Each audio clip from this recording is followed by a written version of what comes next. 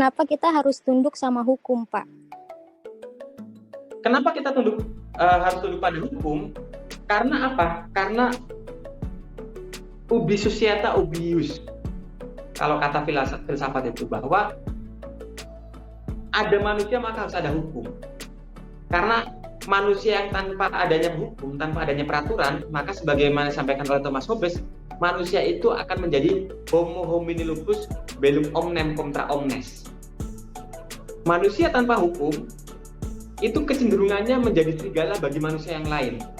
Karena apa? Mereka yang kuat kecenderungannya menindas mereka yang lemah.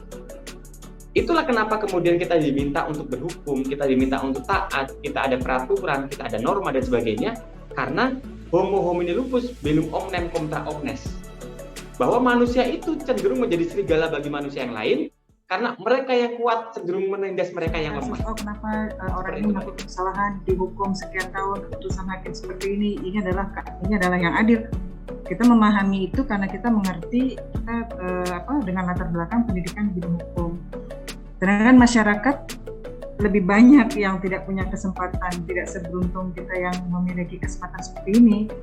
Akhirnya mereka melihat bahwa ini nggak adil, kan akhirnya begitu Pak. Mereka punya ukuran tersendiri yang menurut mereka apa yang dilakukan sama nenek Aminah ini kok tega sih gitu kan, sebenarnya dimaafin aja juga bisa, tapi hakim memutuskan hukuman 1 bulan dengan maksud efek jerah, memberikan pembelajaran kepada yang lain. Oke, kalau begitu berarti hukum ditegakkan itu demi keadilan. Bagaimana dengan koruptor? Mengapa itu lama? Gitu Pak. Maksudnya akhirnya mereka membanding-bandingkan.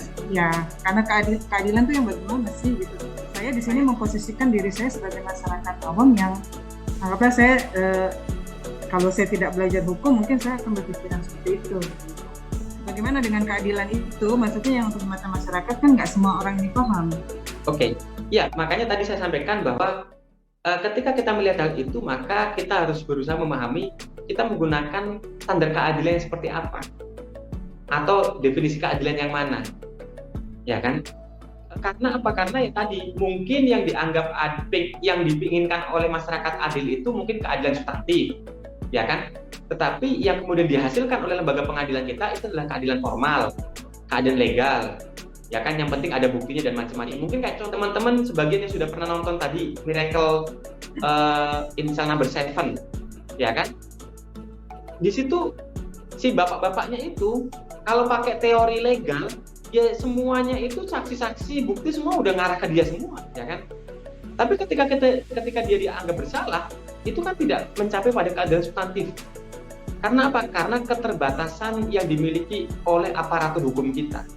Ini sama persis Bu, bahwa pertanyaan terkait kenapa koruptor itu mendapat perlakuan yang istimewa, sementara ini itu pertanyaan yang tidak hanya muncul dalam sistem hukum yang sekarang. Di semua negara dan di semua zaman itu muncul terus-terusan. Kenapa hukum itu selalu tumpul ke atas dan tajam ke bawah? Itu nggak hanya sekarang. Sehingga itu adalah PR kita bersama. Kenapa sampai sekarang kita itu masih ada fakultas hukum tetap berdiri?